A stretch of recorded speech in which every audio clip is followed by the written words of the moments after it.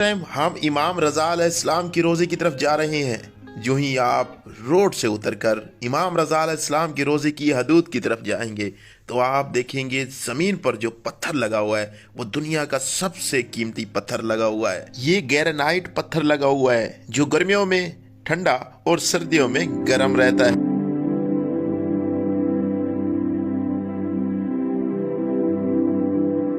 इमाम रज़ा अलैहिस्सलाम के हरम का कुल रकबा 240 एकड़ 1920 कनाल है। अगर इमाम रज़ा अलैहिस्सलाम के चारों तरफ आप पैदल सफर करें तो 4 किलोमीटर का सफर बनता है, जिसका नक्शा भी आप देख रहे हैं। जो ही आप हरम के अंदर दाखिल हो तो इस तरह की खूबसूरत सी व्हील चेयर भी आपको देखने को मिलती हैं। अगर आप माजूर हैं तो यहाँ के खादिम फ्री ऑफ कास्ट आपको पूरे हरम की जियारत करवाएंगे।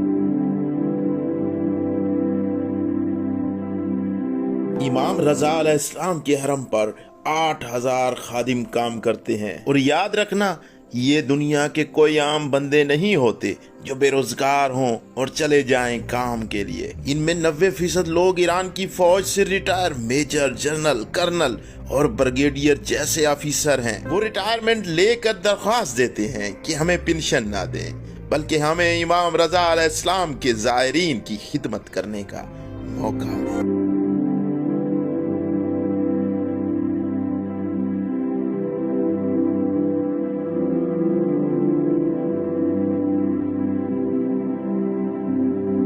अच्छा जी, इस सहन को सहन पैगंबर आज़म कहा जाता है। और इसी सहन क्या हर सहन के अंदर आपको इस तरह के टावर नज़र आते हैं जिनकी नंबरिंग हर दूसरे टावर से मुख्तलिफ होती है, ताकि आप भूलें ना, टावर याद कर लें और किसी को भी बताना हो बता दें, और कहीं पर भी जाना हो उस टावर की मदद से आप जा सके।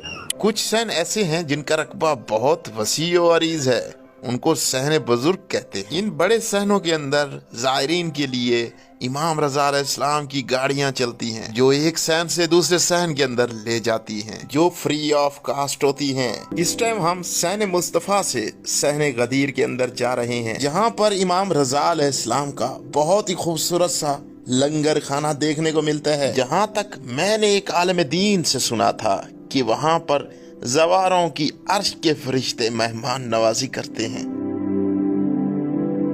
सहन गदीर के अंदर पहुंच चुके हैं। यहाँ पर आप अपने मौला का दस्तरखान भी कर सकते हैं। यहाँ पर मौला का दस्तरखान चलता है, आप लंगर भी कर सकते हैं। लेकिन उसका कुछ तरीकाकार है। तरीकाकार ये है कि एक एप्लीकेशन है नसीम रिजवान के नाम से, आपको उसको डाउनलोड करना होगा। ईरान का नंबर लिखेंगे, कोड आएगा, वो कोड आप उसके अंदर एंटर करेंगे। उसके बाद गैर ईरानी के ऊपर आप क्लिक करेंगे, मतलब आप फूड के ऊपर जाके क्लिक करेंगे और गैर ईरानी तो थोड़ा सा प्रोसेस करेंगे। फिर आप यहाँ पर आएंगे, वो बता देगी एप्लीकेशन कि आपको कितने बजे यहाँ पर आना है। यहाँ पर एक ऑफिस बना हुआ है, वहां से आप एक टिकट हासिल करेंगे। टिकट हासिल करके फिर अंदर जाके आप खाना खा सकते हैं मौला का। बहुत ही खूबसूरत सा तरीकाकार बना हुआ होता है, लेकिन मेरे पास टाइम बहुत शॉर्ट दिया गया है, जिसकी वजह से मैं इस दफा यहाँ पर लंगर नहीं कर सक रहा, क्योंकि एप्लीकेशन पे मैंने रजिस्टर्ड किया है। वो एप्लीकेशन कल का टाइम बता रही है और कल मैंने यहाँ से चले जाना है।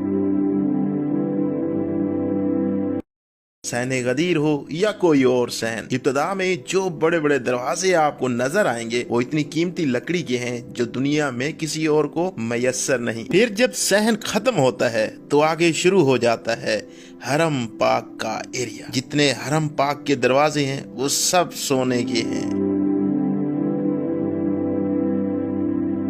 इन सोने के दरवाजों में एक दरवाजे में गलोब की तरह लटका हुआ एक फिरोजा पत्थर है। इस फिरोजे पत्थर के बारे में हरम की किताब में लिखा हुआ है कि अगर पूरा ईरान बर्बाद हो जाए, इस पत्थर की कीमत से दोबारा आबाद हो सकता है।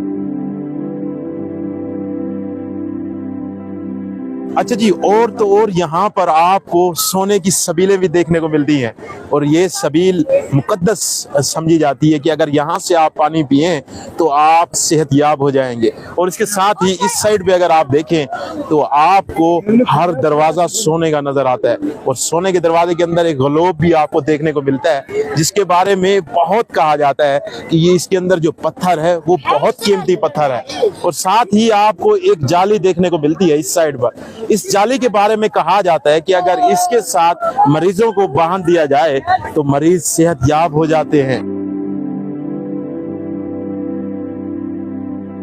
अच्छा जी, अब हम पहुंच चुके हैं सहने आज़ादी के अंदर। इस तरह के बहुत से सहन बड़े बड़े आपको बाहर से नज़र आते हैं, फिर इस तरह के छोटे छोटे सहन नज़र आते हैं, फिर उसके अंदर आपको रोज़ा नज़र आता है, और जैसे ही आप रोज़े के अंदर दाखिल होते हैं तो आपको बड़ा सा सोने का एक दरवाज़ा नज़र आता है, जिसके अंदर वो ग्लोब भी, पत्थर भी लगा हुआ है।